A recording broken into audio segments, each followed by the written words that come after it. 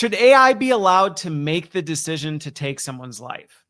Should it be allowed to rewrite somebody's legacy who's passed on? Should it be allowed to exploit a human being for the personal pleasure of another human being? How far is too far when it comes to AI? I'm Christopher Lind, and this is Future Focused. And this week, as we navigate the intersection of business, technology, and people, I want to dig into something I would call AI red lines. And what I mean by an AI red line is the moral, ethical, human boundary line that we draw in the sand and say, this is where things stop. It's where we define we will not ever allow this to be handed over to a machine. Because what I'm seeing left and right is these lines that we think are drawn are not really drawn, and they certainly aren't being protected. And AI is going to continue to push the lines to their limits. And if we don't do something about it, we're not going to like where we end up.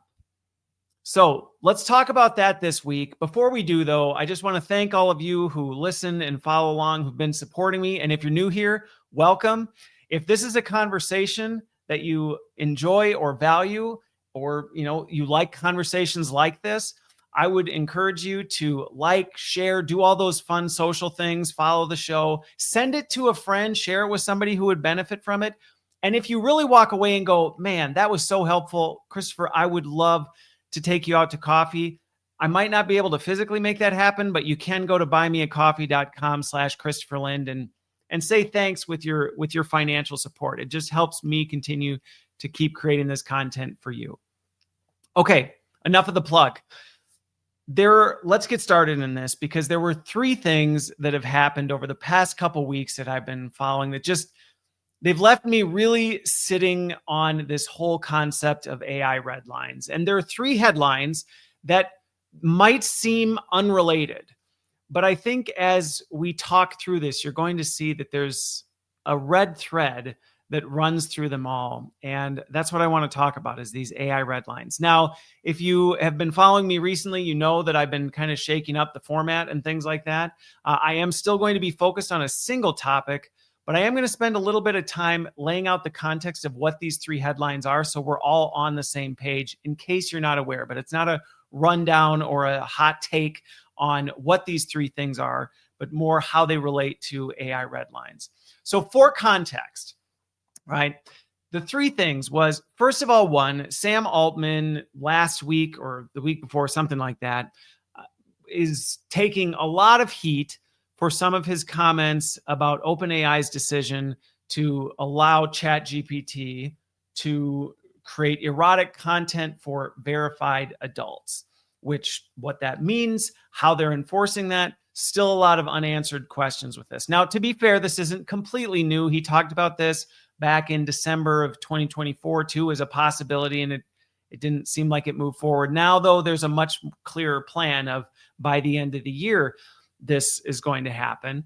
And the thing about it is it's framed in two, what I would consider problematic ways. One, it's framed as treating adults like adults, which sounds good on the surface. I get it. Every adult wants to be treated like adults. Even kids often want to be treated like adults. But there are certain things that we don't treat adults like adults, if we're going to use that as the excuse for what we're doing here. There are certain things AI is not allowed to do. But for whatever reason, this one, despite the outrage, considers to be something that's moving forward. Now, the other thing with it is that, him setting up this shift was him saying, now that we have this mental health and AI dependency thing under control, we do not have those things under control. So this logical narrative that, okay, we've already mastered this, now in the continued effort to give adults the freedom to behave as adults, we're going to move into this other territory it's not a conservative or a liberal issue. I mean, people just in general recognize that erotic content is a cancer on society. The data backs this. So this is one that right now is causing all sorts of things. And like I said, my goal is not to get into arguing pro or against that right now, but just to say this is a red line that I think many thought was drawn that has shifted. Another one has to do with some of the changes to the way the military complex is engaging with AI. I follow a lot of different military leaders, but one in particular that caught my attention was Major General Williams Hank Taylor is on record, and he talked about how more and more ChatGPT is continuing to be used to, air quote, refine leadership decisions affecting thousands of troops. Okay, what does that mean? Depending on which military leader you hear talk about it or the day of the week, you'll get a different answer on that. Does it mean AI is making decisions on what's an acceptable level of collateral damage? Is it making the final call on when to pull the trigger? What does that mean? We don't really know. It's not a clear line. Now, granted, the DoD directive 3000.09 does say it does require human judgment, appropriate human judgment. But once again, what seems like a red line is actually not really a line at all. Appropriate human judgment. What does that even mean? We don't know. And the idea that we're keeping humans in the loop as it relates to big life-changing, life-altering, potentially country-altering decisions ranges from real critical human oversight to a final red stamp approval. And when human judgment isn't defined, oversight suddenly becomes optics. Now, the third one is OpenAI's Sora app, which, if you have not been following this, that has caught all sorts of flack left and right. Not only one for just being an AI video app that is dedicated purely for the sake of creating AI generated content, but more recently, it's taken some real heat from notable public figures who are now deceased and the way it is being used. Examples include Martin Luther King Jr., the families of Fred Rogers, Stephen Hawking. These are just a couple of them. I've seen some of Tupac and all this stuff. And yeah, on the surface, you may chuckle at some of the things you see, but the families of these people are not happy about how these people's legacy is being rewritten by AI. And unfortunately, the way OpenAI approached this whole thing was they said, we're going to do an opt-out, which means everybody's fair game. FYI, we've already trained the whole model and all the data in it on everything. So it's already baked into the recipe. But hey, if you want us to try and scrape out the cashews or almonds from the cookie dough after the fact, we can try and do that. But you got to tell us. Otherwise, the cookies go in the oven as is. And it's one of those, like, how did we get to that point? I thought, were there no red lines drawn on this? Now, I think based on those three things, I'm hoping you're starting to see take shape that even though these are different industries, these are different, use cases, different areas, it's the same disease. It's the same problem showing up, which is what we thought were boundaries get tested. We blow right past them. Outrage follows. Companies scramble around to try and respond after the new line has been written, after the old line that we thought was there was crossed and some new line has been written. They're trying to figure out, like, how do we either draw it back into the old line or redraw a new line? It's problematic. And the biggest issue is AI did not create this confusion.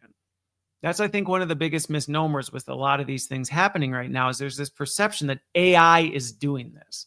AI is not doing this. AI did not create the confusion. However, it is shining a very, very bright light on just how much we've drifted and how much we have not drawn red lines where we should have. So what do we do with that? As I was sitting with these things, there's three insights that really stood out. As an FYI, I am going to do a deeper reflection on this, because I will tell you, I could have made a multi-hour podcast just on this, but I really wanted to refine this down and stay committed to the timing that I've tried to do. So I did distill this down to 3, but I am going to write a longer Substack article on this topic. If you don't follow me there, you can go check that out, and I will be releasing that in a couple days. But I have 3 insights, and then I have 3 practical things of like the so what. So what can I do in response to this? Now, as for the insights, the 3 things that really stood out to me as I sat with this, the first one was this: when you don't firmly stand for something, you don't stand for anything. And we don't like to admit that. We don't like to take hard stances. We don't like to plant our flag in a particular place. And it's always out of this like, well, but what if, or it might not be popular, or what if we have to change it at some point? And it's often done in this idea that drift comes in these big waves that, well, we don't really need to draw a hard line, because we all know we wouldn't do this. And it's this assumption we build in our head that I'm sure we wouldn't ever let a machine make a kill decision that has catastrophic collateral damage, right? Why would we write that into our code? Because we wouldn't do that, I'm sure, because it feels so far away. It feels so distant. It feels so out there that we wouldn't ever do it until it doesn't. And that's the thing with drift, is it comes in these small, reasonable compromises that are never really met with resistance, or maybe light resistance. And pretty soon you've started to drift out. And if you don't have that firm red line, you never bump up against anything. That drift just keeps going. I'm confident that if you'd talked to military leaders 20 years ago, most of them would have never expected that we would be having to argue about whether AI should be the one making a kill decision. I doubt, maybe even 5 years ago, this was something most military leaders did not think about. I know for a fact OpenAI did not plan on erotica or being a mass contributor to deep fake slop as part of their core strategy. I know, because you can go look at old records of Sam Altman from not that long ago, where he said, I'm not going to be involved in this.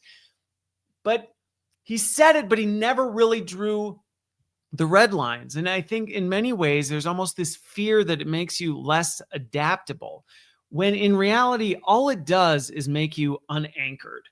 You just aren't really anchored to anything.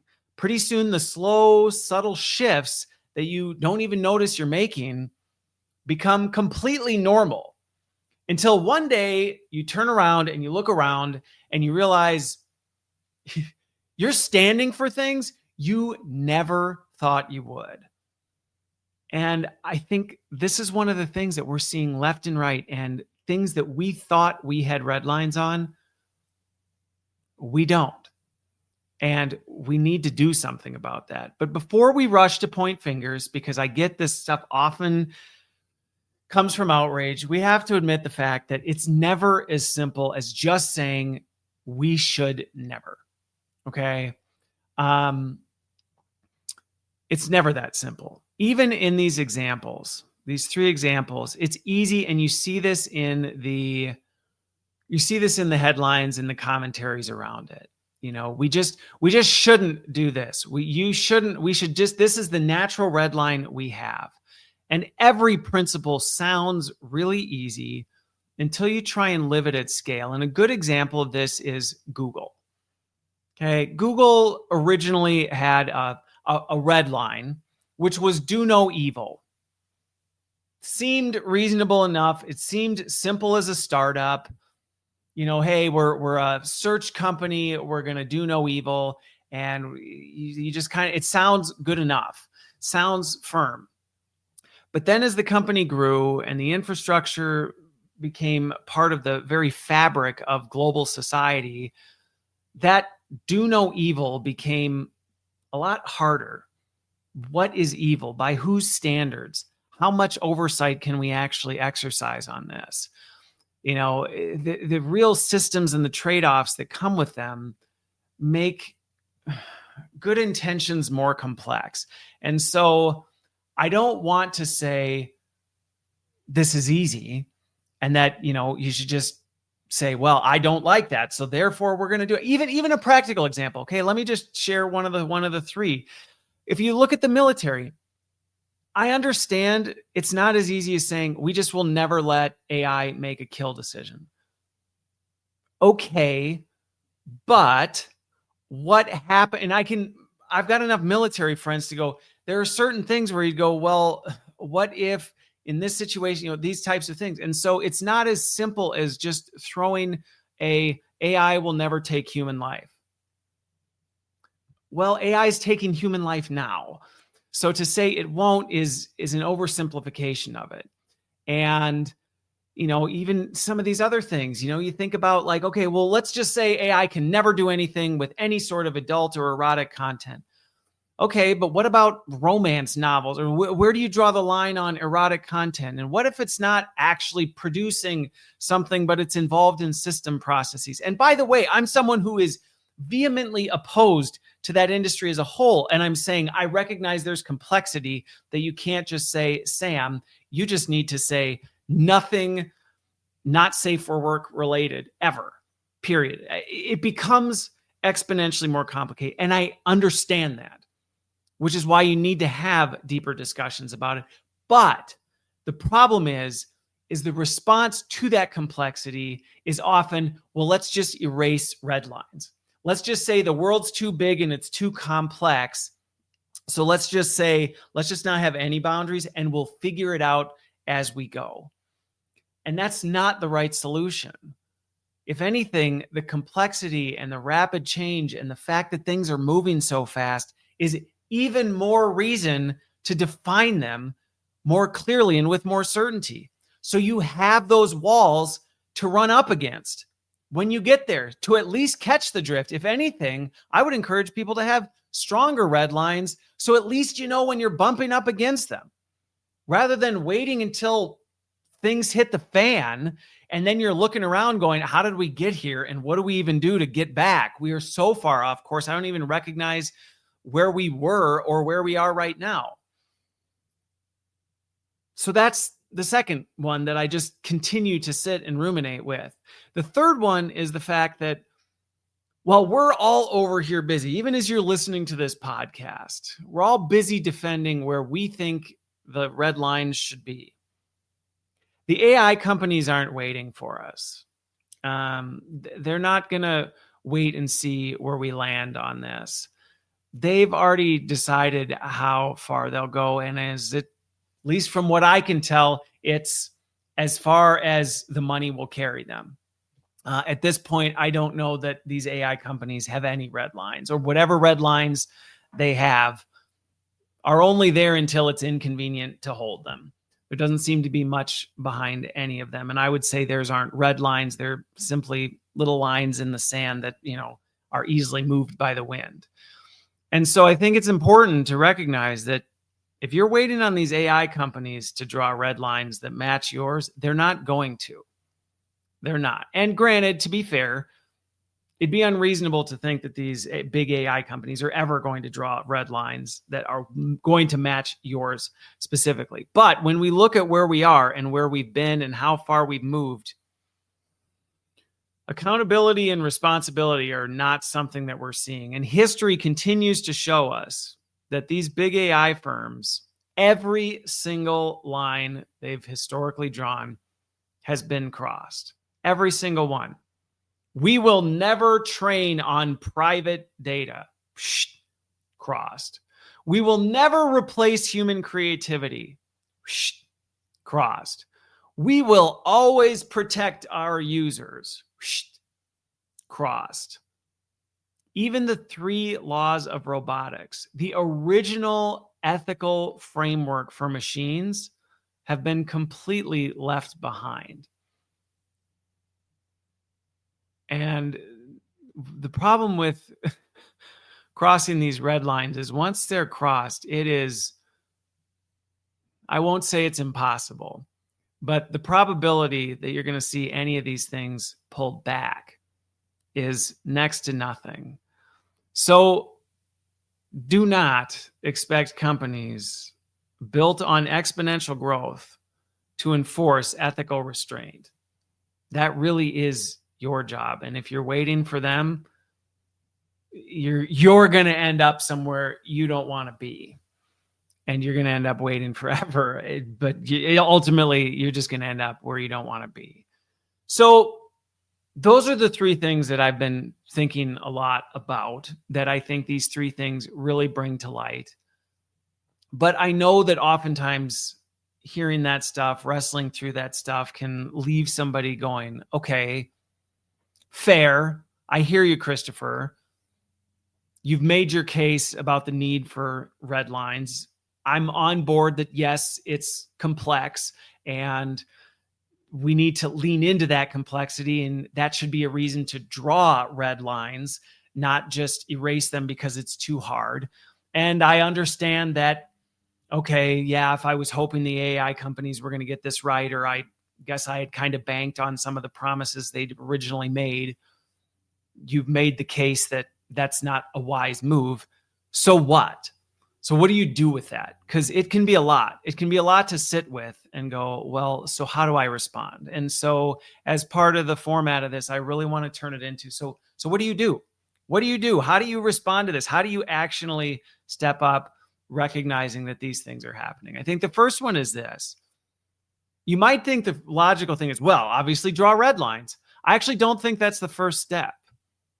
I think the first step is evaluating who needs to be in the room as you start drafting up and working through some of these complex red lines that need to be drawn. And this is a step that is almost, I won't say always, almost always skipped.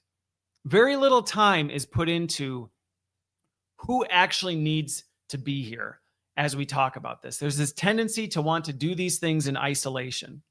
And this is true even as an individual. You need to know who else should you be inviting into this conversation. That's not just the first step if you're a big organization treading into these waters. This is if you as an individual go, all right, Christopher, I hear what you're saying. So what do I do? You need to figure out, who do you need to include in drafting and defining these red lines? Because making ethical decisions alone misses the human impact.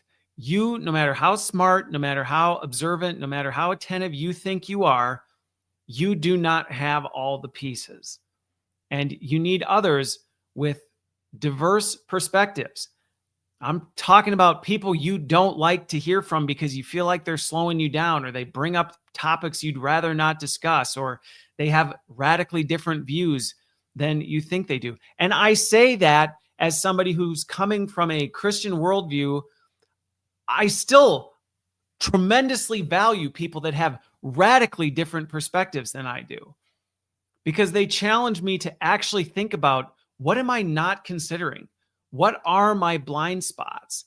And is the group of people going to look different depending on your situation, your, environment, whether you're talking about doing this for a multinational, global multi-billion-dollar company versus your own personal decision-making fact? Of course it does.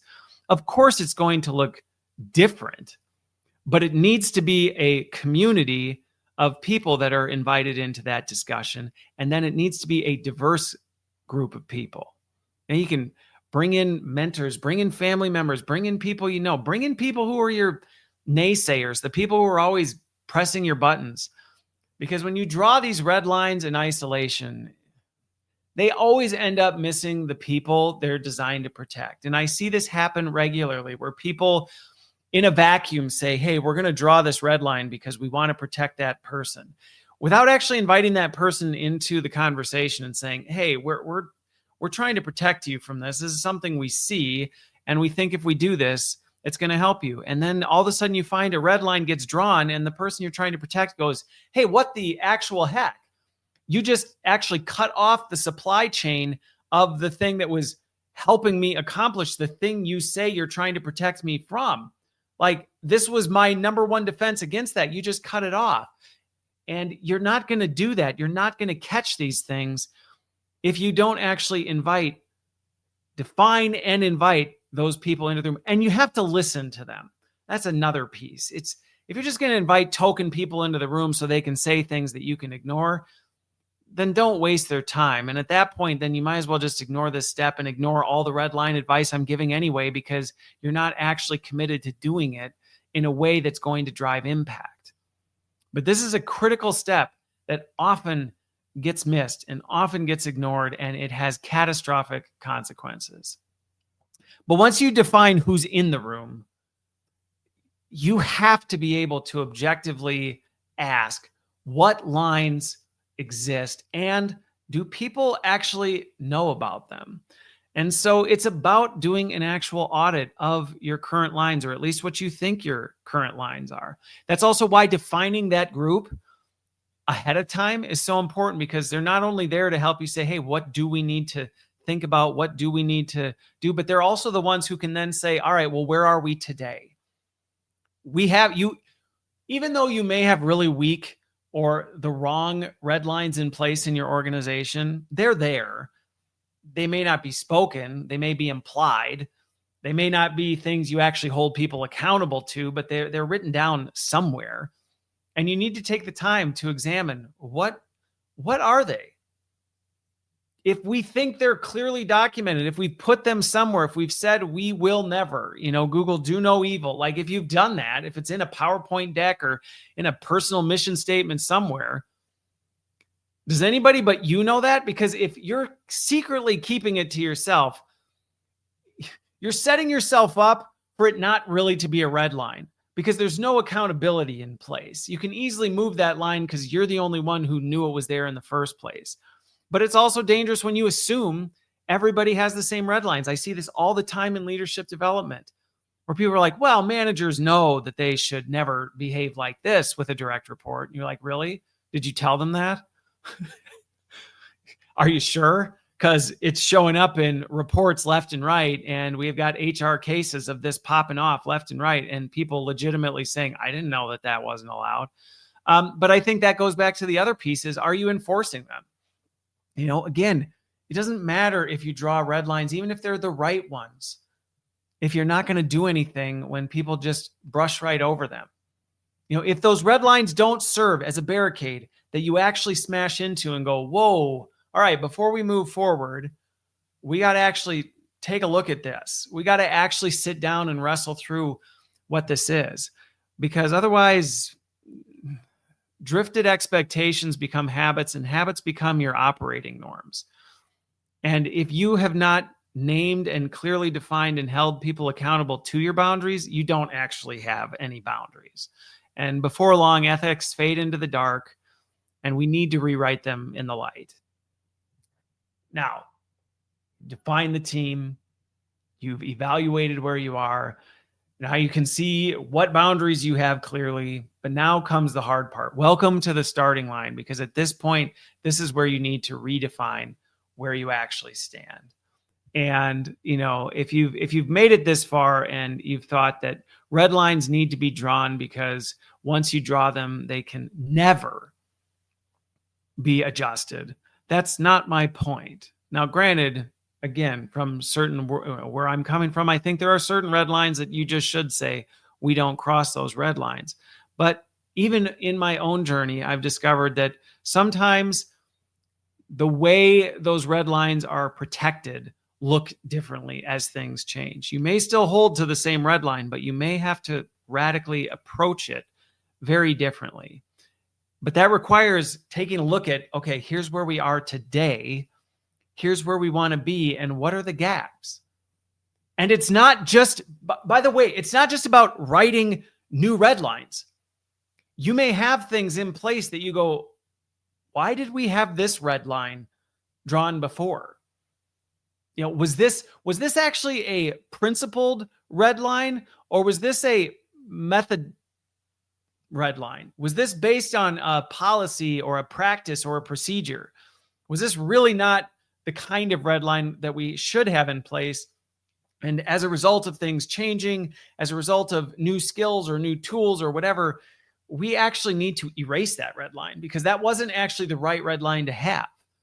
And that's part of what this deconstruction and reconstruction process actually leads to, is you quickly find you were lacking some of the red lines you actually need to have in place. And then you'll also find you've got a whole lot of red lines in place that actually have no business being there. And they need to be erased. And so it's a both and type of situation when you actually get into that refinement of the red lines. And sometimes there may be times those principled red lines need to adjust.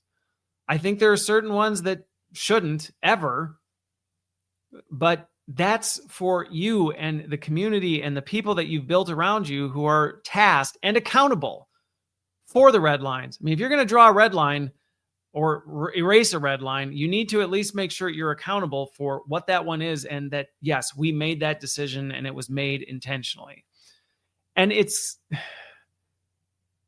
at that point, you got to make sure it goes out. It can't stay in that room. But, the other thing with this is it's not about control. And that's, I think, one of the biggest resistors, in addition to being afraid that you might wall off something that, you shouldn't. There can be resistance because we're afraid to be controlling, or we're afraid to be held accountable for a bad decision. And doing this well is not about that. It's not about holding things off. It's not about controlling everything around you. It's about being a good steward. And that's what being a great leader is. There are times that red lines get drawn in pencil, and then they get erased by convenience. But we need to move away from that.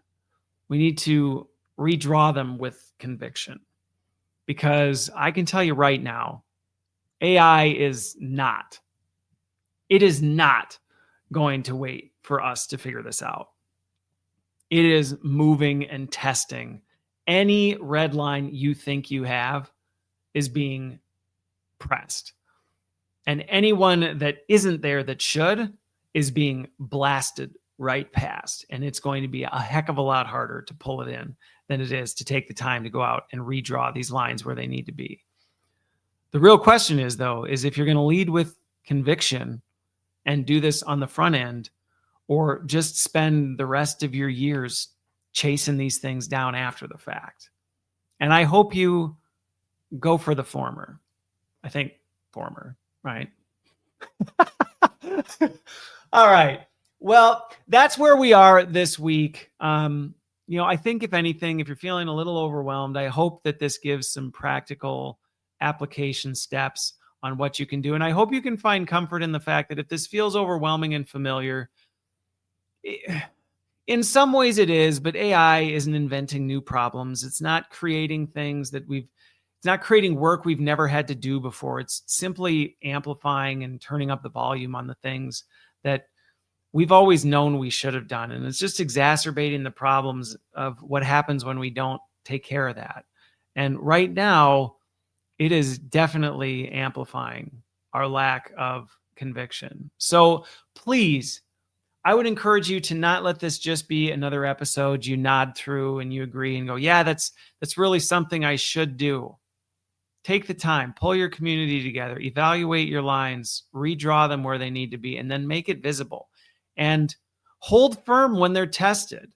That doesn't mean you might not make adjustments, that you never change what those things are. But you do need to hold. You can't tip over just because something bumped up against this. And if you are leading a team, if you're doing this yourself, if you're wrestling through this for a company where you recognize you desperately need to draw those lines and you need some help, that is exactly the kind of work I help organizations do. So you're welcome to reach out, and I'd love to work with you.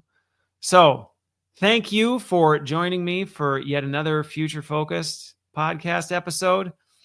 And with that, we will see you on the other side.